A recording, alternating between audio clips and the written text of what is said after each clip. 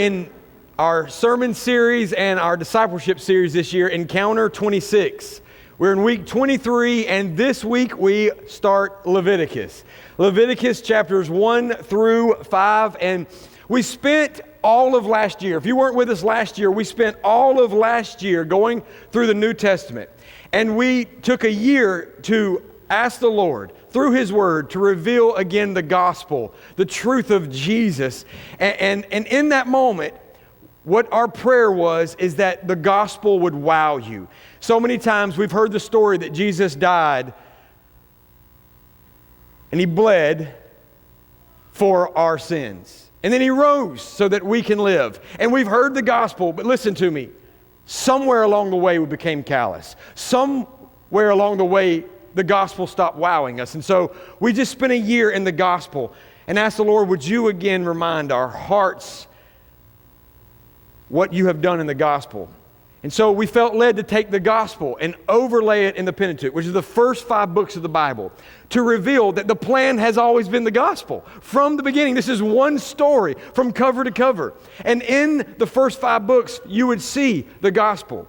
Leading through Genesis, we saw the gospel, the gospel, the gospel. From the first story of Adam and Eve, we saw the gospel. From fall to bloodshed and covering and restoration, and then one day of a completion of that. We've seen it through every story of Abraham, Isaac, and Jacob. We've seen it through the story of Noah. We saw it in Exodus of how God drew His people out to draw them in. We have been seeing the gospel. And so if you've not been with us, not going to go all the way back to Genesis, but I'm going to recap real fast where we are coming from. We're coming from Exodus.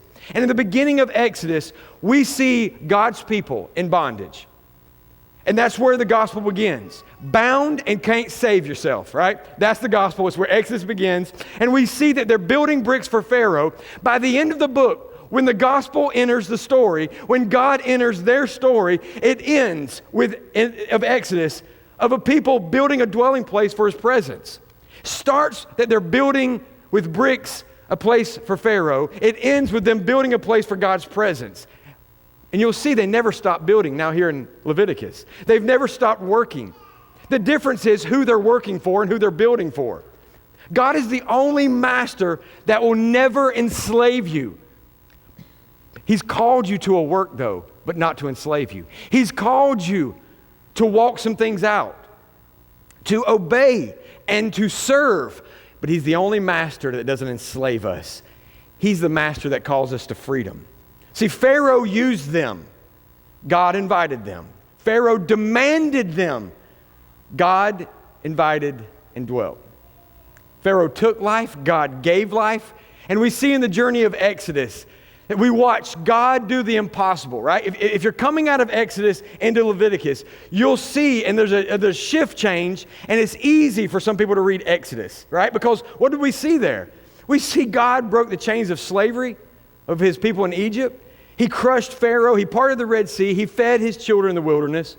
He met with Moses and his people on the mountain. He gave them a law, and then He gave them forgiveness after their rebellion with the golden calf. And then God moved in. Into what? Into the tabernacle that He invited them to build. The cloud descended, the fire fell, and the glory of God filled the house. And Exodus ends with this amazing truth. God is now living with His people. If you weren't with Exodus, we just brought you up to speed. That He brings them out of Egypt in slavery, brings them out to bring them in, creates a tabernacle. Why? So that He can move in and dwell with them. That He longed to be with them. It has been part of the plan, and this is the huge part of the shift of the story. That now I'm not on a mountain standing at a distance. I'm now standing in the presence of the tent where you can come and enter. It creates, though, a problem and a question. And this is what I hope that you take, this one question, this one problem, and as you read all of Leviticus, this is the question that we are answering. How then now can a holy God live and dwell among unholy people? The answer is in Leviticus. This is what we're going to keep digging out. God has revealed his love, even yet while they were sinners. God answered that very question with grace.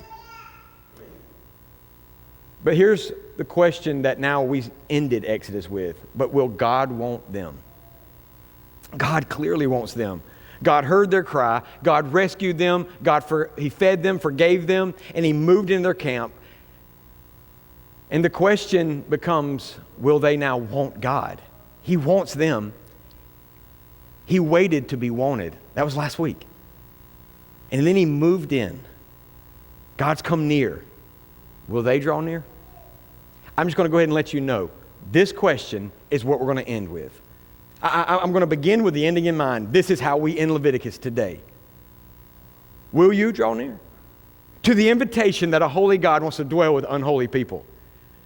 All right, so for many people, they read Leviticus, and Leviticus actually is the place that reading plans go to die. If you've not read through the Bible, if you've went and enjoyed the reading and you got to Leviticus and you're like, this is difficult. We were at the first 5 books of the Bible, and my brother-in-law, I couldn't help but think of my brother-in-law the whole time I was reading.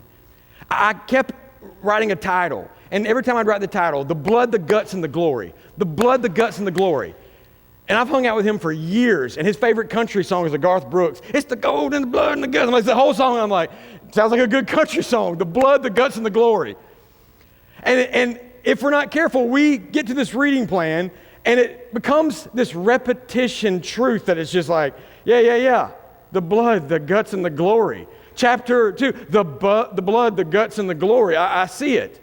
We've left Exodus where it was a cool story of fire and miracles and plagues and Red Seas parting. And suddenly we're reading a list of rules that is on repeat. And many people read Leviticus as an isolated book that is boring. Can we just move on to the story?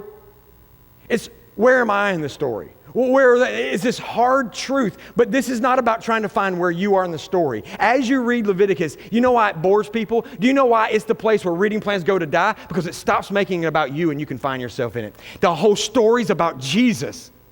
All of Leviticus is pointing to Jesus, and people go, this is boring. When does he talk about me? He does. But remember, we're not the hero of the story. We're the villain. He's the very one that comes, and all the spotlight is on Jesus in Leviticus. It's pointing to Jesus. It's a strange book. It's a difficult book. I'm just going to go ahead and start. I know that. But it's not sitting by itself. It's not standing alone. It sits right in the middle of the story of the gospel. Actually, in fact, the way Leviticus reads chronologically, Leviticus happens before they ever leave the Mount Sinai. They've received God's covenant. They've sinned with the golden calf. They've received God's mercy. The tabernacle has been built. If you read Exodus, the tabernacle was built and God filled it with his glory. And then what? Now what? How are you going to build a place like this for God's glory? For a holy God to dwell with unholy people? That's the question. We will ask that question every week that we read Leviticus, and I hope that you do. Exodus ends with God's presence moving in. Leviticus begins with an invitation. Everybody say invitation. This is going to be really important. It's an invitation to come near to his presence. Because the God who filled the tabernacle is not trying to keep people away from the tabernacle. He's making a way that they can come close to his presence, to draw near. He drew them out in Exodus, what? To draw them near to his presence. And now we jump into Leviticus. Chapters 1. We're going to go 1 through 5. We're going to work through them. And this is what I want for all of Leviticus. That as you encounter a holy God inviting and making a way for unholy people to dwell with him, I hope that you encounter how amazing this is. You encounter the gospel again. The Lord gave us the heading for this discipleship plan, and it's encounter. And to know that the first part of Leviticus is an inviting to encounter him. Leviticus chapter 1, verse 1. It's going to be hard to get past the very first part, so we're going to stop right here and then take off running pretty quick. But Leviticus 1 is everything, because I want you to encounter the presence that invites. Leviticus 1:1. Now the Lord called Moses. Tabernacle's built. You've done the work, presence is there. Now what do? The Lord called Moses, invited Moses, and he spoke to him from the front of the tabernacle of meeting. I want you to see the difference. Exodus spoke to God on a mountain. Now God speaks to his people and Moses in the tabernacle. A holy God who's descended on Mount Sinai. He's up on the mountain. That's where he's ascended. Now he's dwelling among his people. And the first words are not, get out of my presence. Stay away. His first words are, come near to me. Is that not so amazing? I cannot move to point 2 until you let that sink in for a minute. Unholy people have been invited by a holy God, and when he invites them in, that's everything. It should cause us to be wowed again. That Leviticus reveals that a holy God wants to dwell with unholy people. Can't rush past Leviticus 1. This is God speaking. And instead of judgment, it's invitation. Instead of pushing them away, he's calling them near. God would have been right to remove them after the golden calf. It would have been righteous for him to abandon them in the wilderness. But instead, he says, no, I don't leave you. I dwell with you. That's the gospel. Like, it's going to be hard for me to not lose my mind up here, and I mean that. The very reason that we were going through the New Testament, because we read what God has done through his son, Jesus Christ, and they go, that's good, wonder what we're eating for lunch. No, that God, he made a way through his son, Jesus Christ, that we can be with him. Heard it before, man. What's next? Nothing is next. We will live in that glory and that love for the rest of our life until we stand before him and go, it's the blood. It was the blood of the gift that you gave through Jesus. It was the gospel. And if you read Leviticus and you are not wowed again, that I cannot believe that you still invite unholy people to dwell. You still invite unholy temples and tabernacles built by unholy hands that we're trying to do this thing and create a place for you to fill. And he goes, you've done nothing well enough and holy enough for me to dwell, but I'll make a way that I can dwell. He dwells, he calls, he invites. Grace is not merely that God forgives sinners. Grace is that God wants sinners near him. This is the gospel. The gospel should wow us in Leviticus. Leviticus 1 should be one of the most moving truths. What have you done to deserve his presence? The gospel says, everyone, there's none righteous, no, not one. There's no one that's deserved it. We're all unholy, we're all unrighteous, and God still says, I want to come near. Not go, not leave, don't get out of here, come near. How can a holy God dwell with unholy people? God's holiness hasn't changed. Our unholiness hasn't changed. You're still holy. We're still not holy. How can this distance be closed? How can it be that you're going to dwell with us? Enters Leviticus. Leviticus chapter 1, we start seeing through the first 5 books, and we're going to keep seeing it. We're going to keep seeing sacrifices and offerings. That's the answer. How will we dwell as unholy people with a holy God? Sacrifices and offerings. How many of you read this week and you read sacrifice and offering, the blood, the guts, and the glory? Like, it was all on repeat.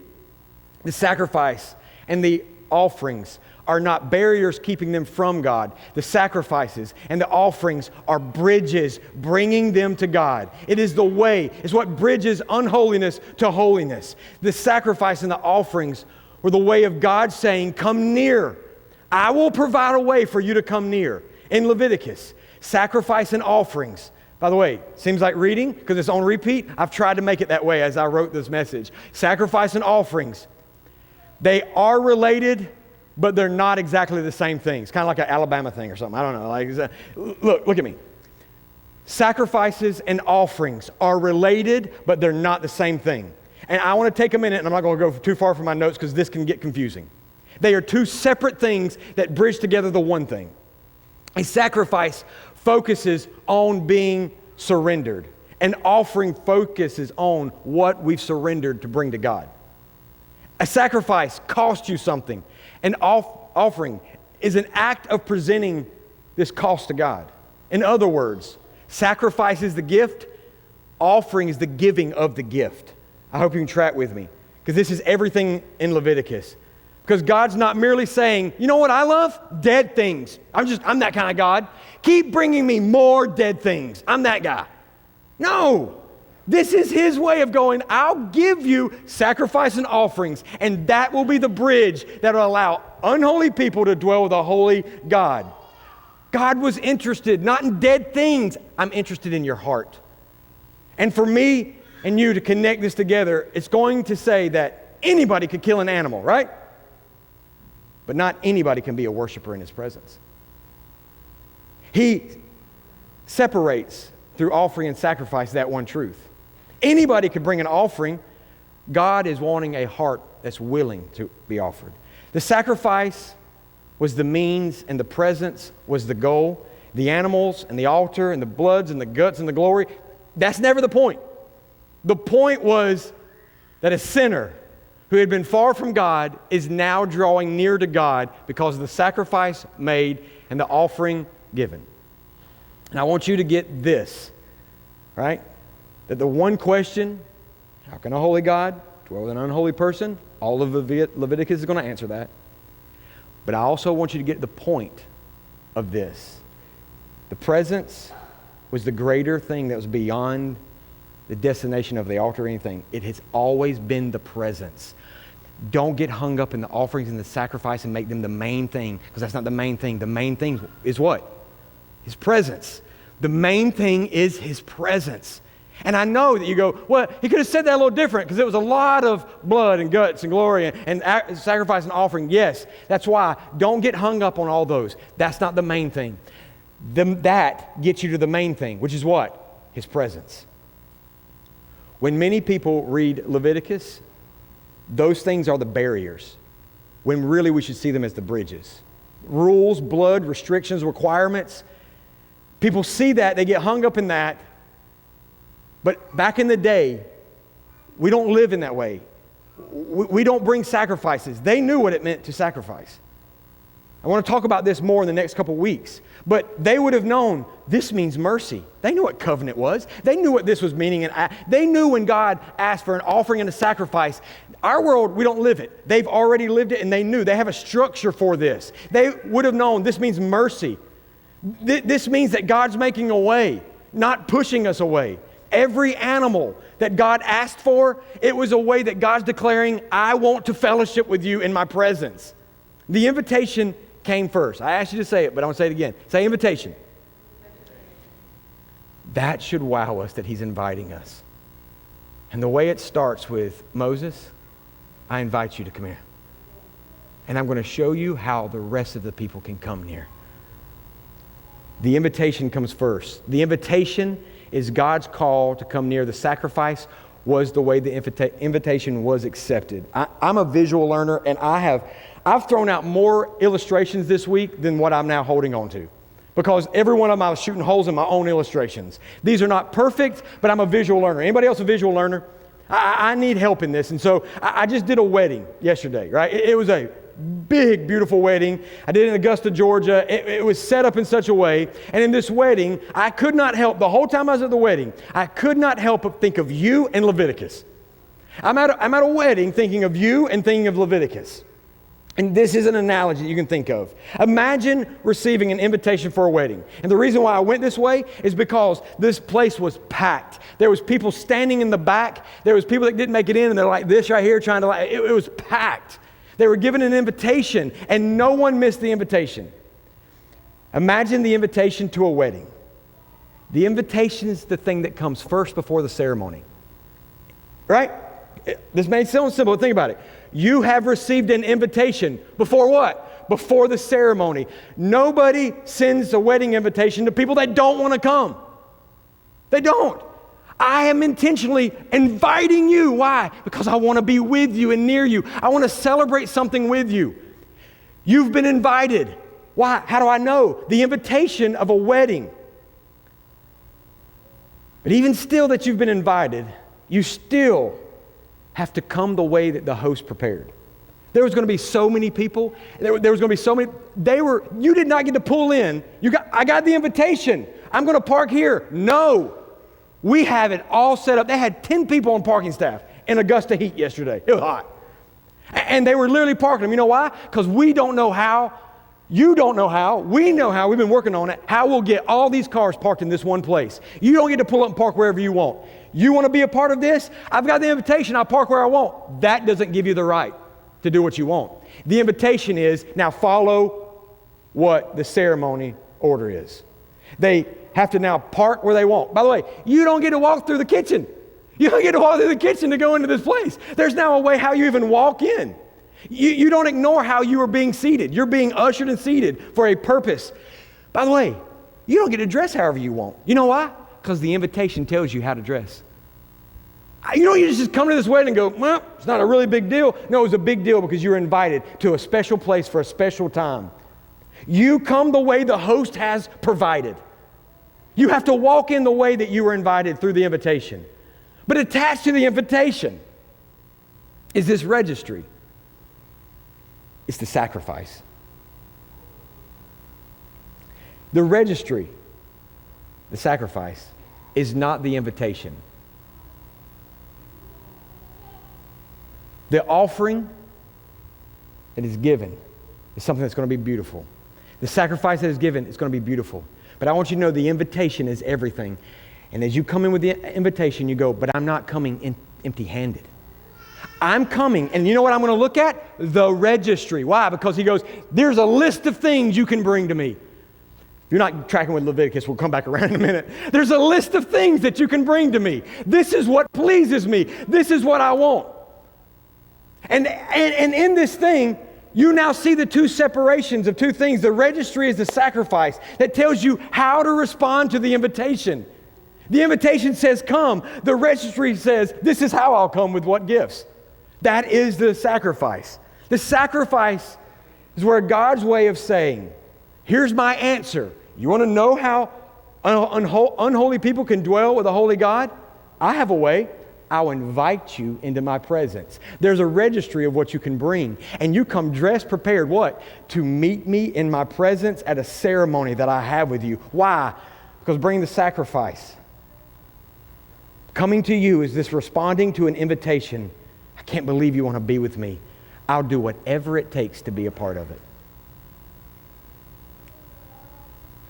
I know that's not a perfect illustration, but you've been invited, but not to come empty-handed. You can't come empty-handed. You can't walk in the way you want. This is a holy place with a holy God. You're unholy. He says, you want to be a part of this ceremony? You want to be a part of my presence? Here's the invitation. Read it. Bring a sacrifice when you come. I'll welcome you. Another illustration, again, I'm a visual learner. I looked all week for visuals for me. Imagine a king that wants to be with his people, but there is a chasm between the king and his people. There's a deep canyon. And he invites the people, I want you to come to my place. I want to invite you to come be with me and dwell with me. The problem is not that the king doesn't want them. The problem is the big canyon and the chasm, which represents sin that separates. I want you to be with me. You're way over there. You're unholy people. I'm a holy king over here, and you can't get near to me. Our sin, our unholiness keeps us from the king's invitation, who wants to be near to us. So the king does something through offerings and sacrifices. He gives, and I want you to see, through offerings and sacrifices, he gifts us a bridge through offers and sacrifice. That this bridge is built. The bridge is not the king. This is not saying, this is my desire. No, my desire was to be with you and you alone. But you can't. So I will allow the bridge to provide a way. The bridge exists because the king wants to be with you. The sacrifices and the offerings were the bridge. Jesus, what we'll find out in a minute in the gospel, Jesus literally stands by his Father one day and says, so they keep having to bring bulls and the bloods and the guts and the lambs and the sacrifice? Yeah. Jesus, it's the only way, and I want to be with them. Man, what I'd love is not this chasm between us. What I'd love is to be with them forever. And Jesus becomes the bridge that says, you're so unholy. Come on, you can get to him, but you have to come through me. There's but one way on this bridge. It'll be Jesus Christ, that Jesus provides through the sacrifice, not a barrier, but a bridge. God in Leviticus is not giving them more obstacles. This is not more obstacles. This is access. I hope you get that. That in this very truth of Leviticus 1 through 5, I could keep trying to go with some analogies and some illustrations to reveal. But as simple as I can say that a holy God says, I long to be with you, but you can't be with me because you're unholy. But I'll let you know how much I love you. I'll send more than through Leviticus, the blood and the sacrifice. I'll send my son. Why? So that I can be with you. Every sacrifice reveals something about our sin, and every offering reveals something about God. I want you to take your time as you read the offerings and the sacrifice and the offerings, that as you read them, I want you to let it reveal, it's because of my sin we had to have that. It's because of how good God is and loving that he keeps inviting me. So real fast, let's look at the 5. The 5 offerings that we've read this week and I'm going to go really quick through them. I have to. But we're just going to work through 5 of them because they're very important. And this is why I want you to know they're important, because every offering, I just said it, every offering, every sacrifice is Jesus. I'm going to ask the question, how many in this room want to know Jesus more? You want to know him in such a way of how could he love someone? How could he love someone like me? Keep reading. Keep reading. Every sacrifice was Jesus being the bridge. Every offering, well, it's pointing to Jesus being the bridge. The number 1, the first one, the burnt offering. It's Leviticus chapter 1. That burnt offering, if I have to teach, if I have to explain in my simple-minded words, that I needed it very simple. What is the burnt offering? It is total surrender. Everything on the altar. Everything on the altar. God does not merely want part of your life. Again, I have to go fast through these because I could preach for 5 weeks. One offering, we could literally break them down for 5 weeks because there's so much in them. Do you know, if we are not careful, we are offering a part of us? Do you know that when Paul was teaching in the New Testament, do you know what he was saying? Stop with this. I'll take Jesus and add him to the part of. No. There's but one way. It is Jesus. Yeah. I'll never forget, years and years ago, Casey had this phrase, and she'd go, oh my goodness, that is life. Oh, I love that so much. It is life. So much that I remember fixing for my little kids lunch, and my kids go, oh my goodness, grilled cheese is life. They just get, this is life. And I was like, stop it.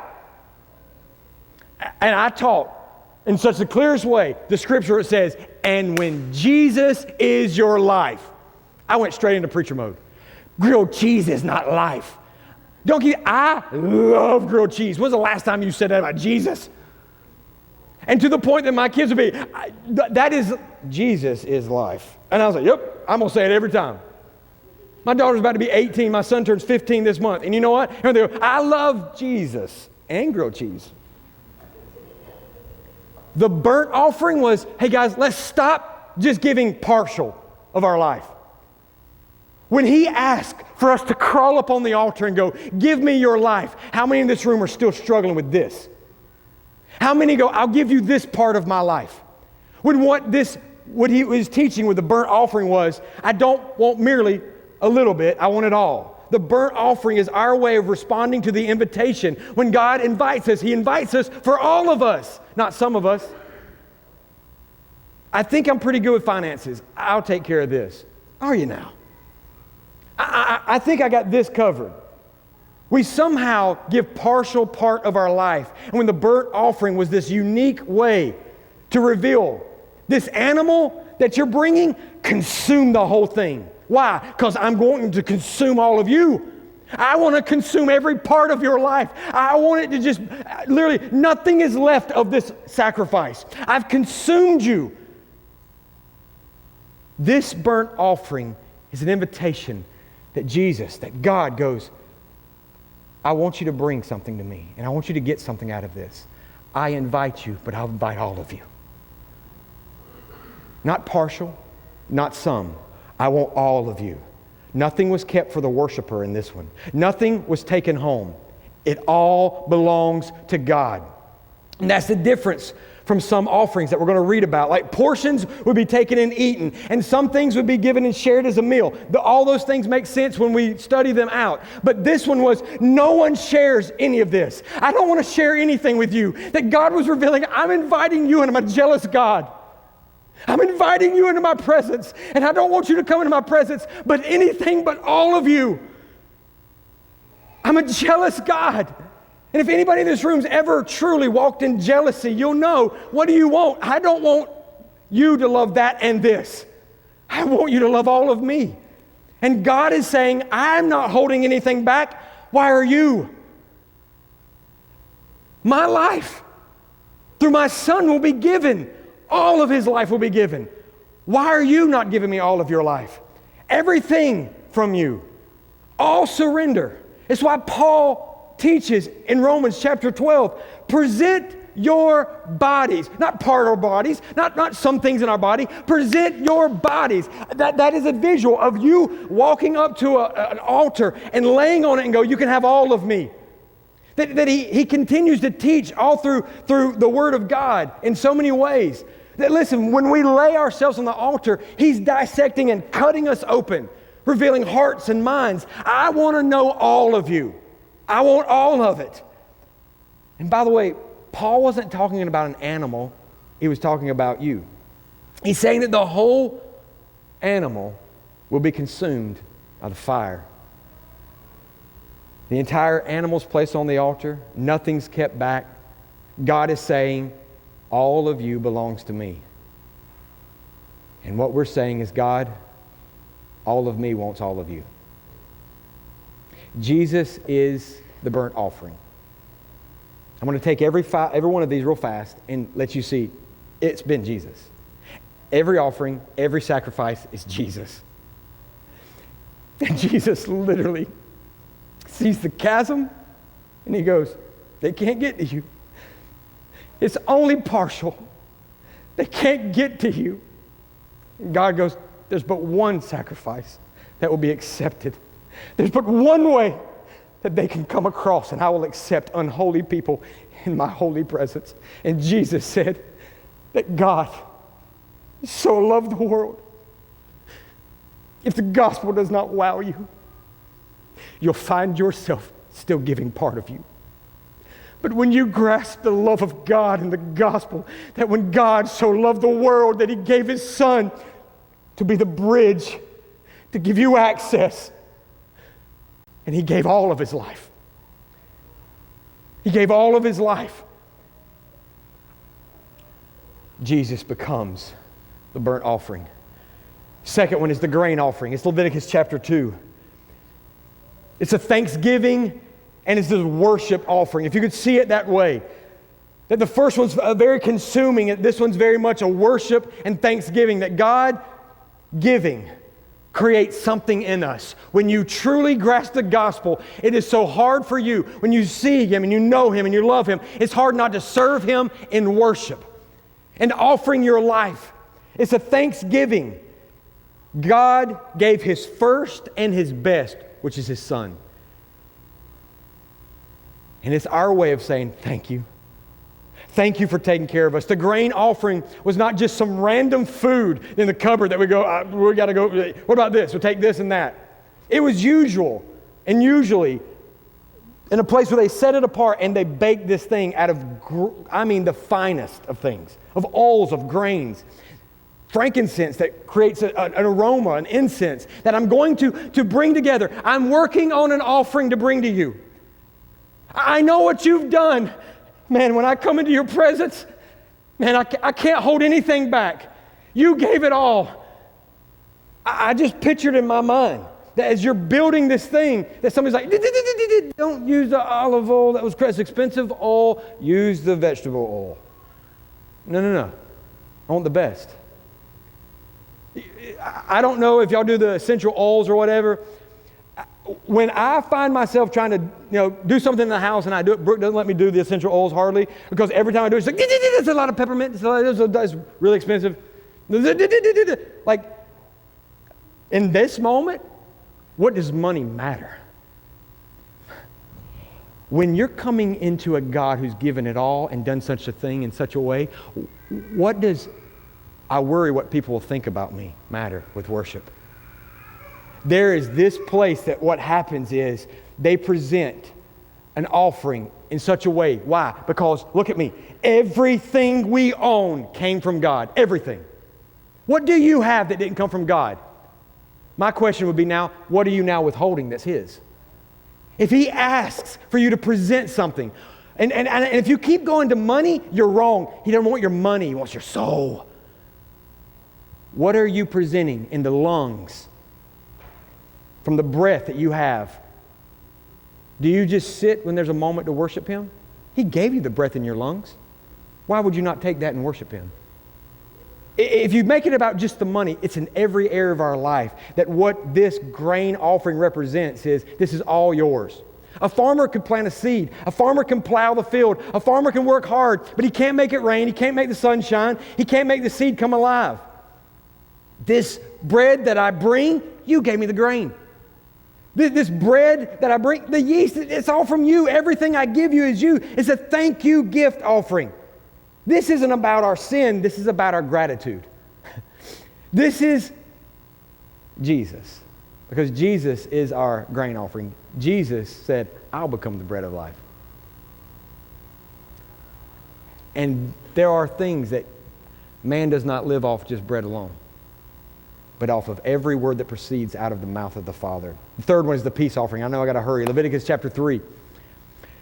This was the fellowship in a way that they could share a meal.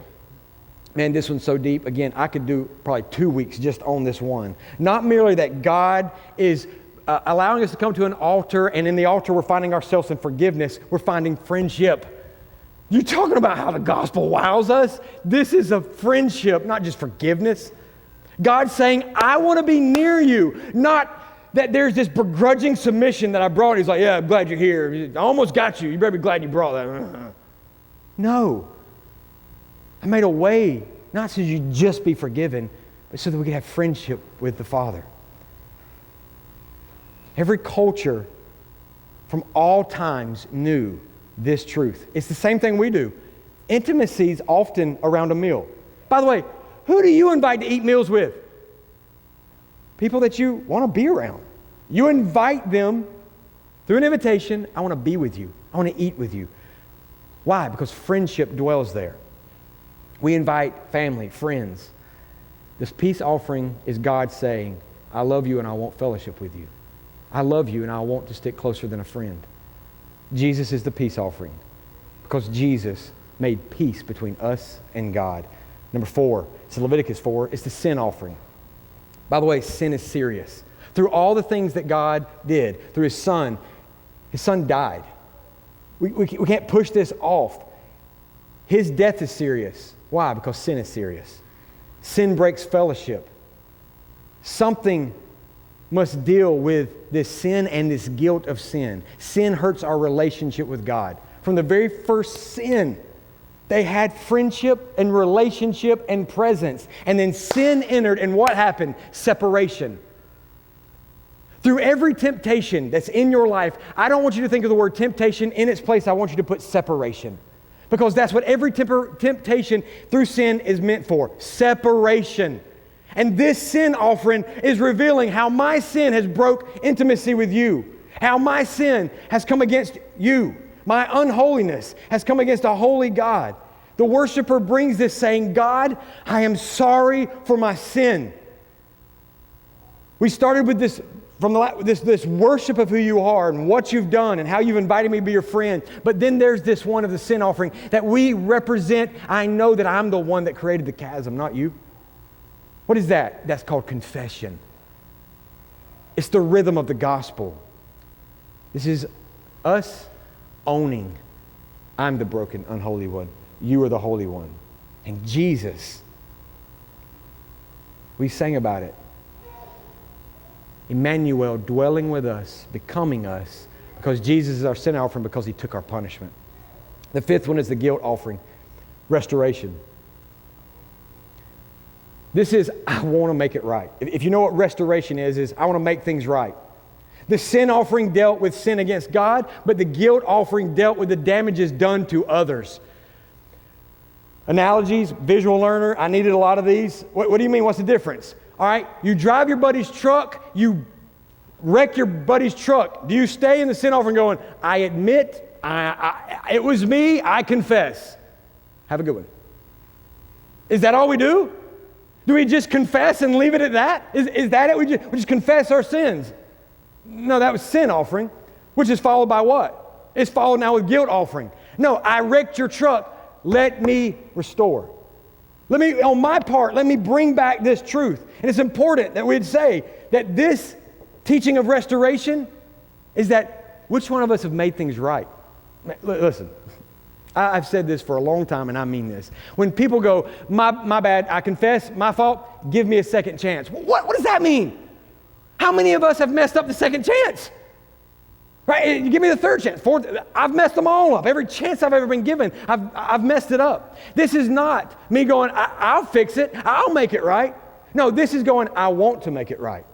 I want to walk restored with God and with others. This is asking for the source, which is God. Help me make this right. Can I tell you something?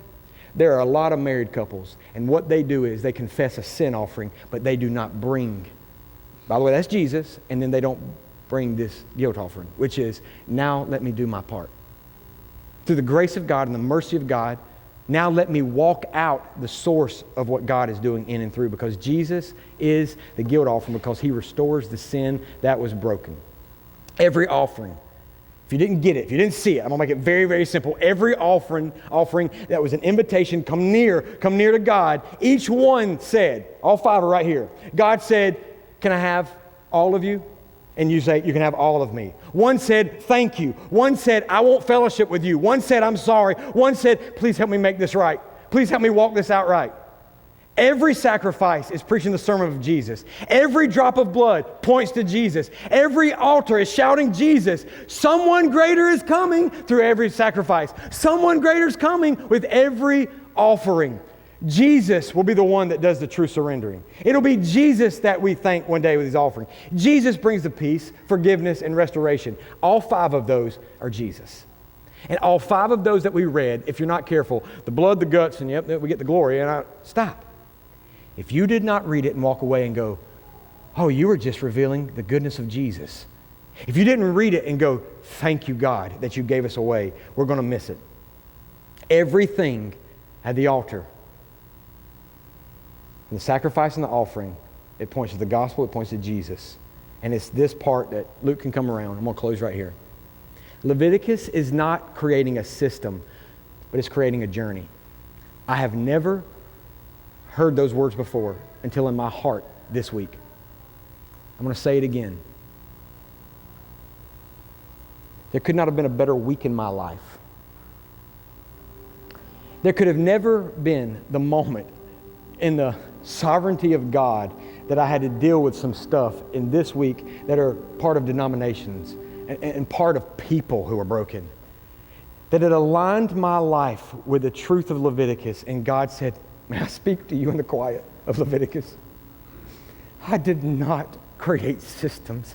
I created a journey. Every system will break. The very tabernacle was never meant to be the system forever. I'm not building a system for you to just have a repetition. Every system of every denomination will break. I don't want people to build systems. I don't want you to create a system. Create a journey. Each one of these are leading you closer and deeper to me. And sometimes what happened is what? when Jesus came to walk them on a journey, they were blind with the system and they couldn't see the one here to take them on a journey. Do not get so blind in the systems that Meemaw taught you and some preacher taught you and some denomination taught you. Don't get so blind in that you miss that Jesus is inviting you on a journey, and a journey that no preacher can lead you on. It's you in the intimacy of God. It's His Word walking you into this place. And every one of these were going, I've made a way, not through legalism, not through logistics, not through a system, but through a journey. The systems and the sacrifices, they were temporary, covering sin. Jesus removed sins. The systems and the sacrifices were repeated over and over and over again, but Jesus came and said, it is finished. The systems and the sacrifice were pointing ahead to the fulfillment of what? Jesus. The altar and the systems and all of this that we read in Leviticus, it was never the destination. It was a temporary way to get into the presence of God. The goal of Leviticus and the teaching and the promise that God gave in the system was to lead us to His presence. The blood's not the destination. The presence is. It's beyond the blood. The priests that we read about, they are not the destination. It's pointing to Jesus, who becomes the high priest. The altar that we built, it exists not so that we finally arrived at this altar and I did the thing and I walk away from it. The altar is what brings us into the journey, into the intimacy to keep walking with Him. It's why He made it a tent. We will not stop right here. We will go. It's why when Jesus came and they built such a system, and a legalistic system, that you don't see Him flipping tables in the whorehouses and in the bars. You don't see Him flipping tables with the tax collectors. You see Him flipping tables when He said, this is not what I wanted you to make it about. You've missed it.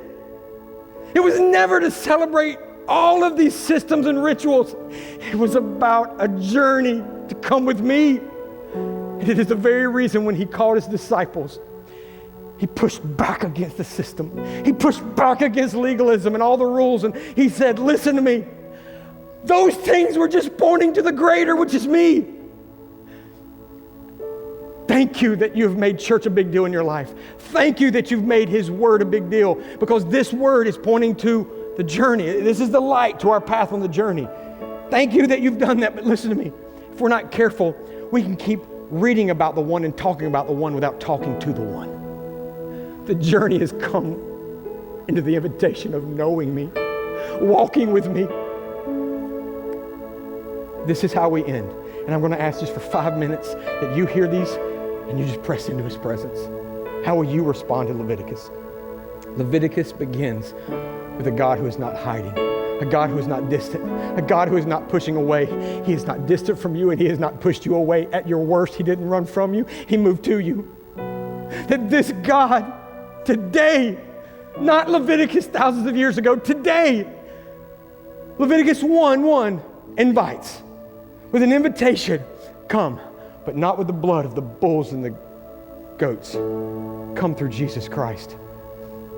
His invitation is as real today as it was the day that He met with Moses, like a friend speaks to a friend. That He's face to face right now in your presence of the Spirit of God going, I invite you again. And so, to answer the question that Leviticus asks, how can a holy God dwell with unholy people? The gospel, Jesus. These are the questions that I want to ask you to press into.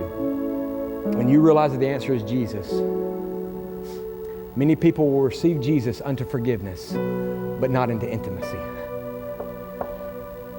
Hell insurance, some people call it. I want forgiveness, but I don't want intimacy. I'll take you saving me. Why? Because I love me. I'm in self-preservation mode instead of crawling up on the altar and going, you have all of me. I give you all of my life. And it's in this moment that we see that God, through His Son Jesus, was the one that said, I now invite you to come with sacrifices and offerings, not of blood of bulls and goats, but as a living sacrifice. The question is not, will God accept me? He already did. Jesus. The question is, will you draw near? Will I want the God who already wants me? Will I pursue the presence that has already pursued me even yet while I was a sinner? Will I come to the one who has made a way to encounter him? I'm going to pray, and I don't care what it looks like. There's no legalistic rules or whatever it looks like. What is the greatest thing we could do today but hear his word and respond for a few minutes? He has invited you into his presence. He's right where you are. And in these altars, it's not about a song that we sing. It is about God inviting unholy people still today through Jesus. I want to be with you. How will you respond? God, we want to encounter you. We don't want to make this a legalistic discipleship plan this year of Encounter 26. We want to encounter your presence. We want to encounter your spirit. God, thank you. I did not read Leviticus years ago, and when I read it, go, thank you for Leviticus.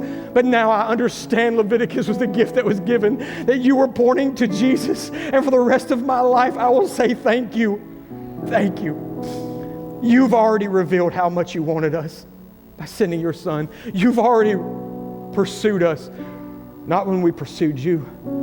When we pursued sin, you pursued us. And God, you are the one that made a way so we can encounter you. So for the next few moments, you have our time and our attention. Your word has been spoken. Your truth has been revealed. Father, may we not press into just a worship song. May we press in to the place of worship, of surrender, of sacrifice, and of pursuit of your presence. Come on, church, press into his presence for a few moments.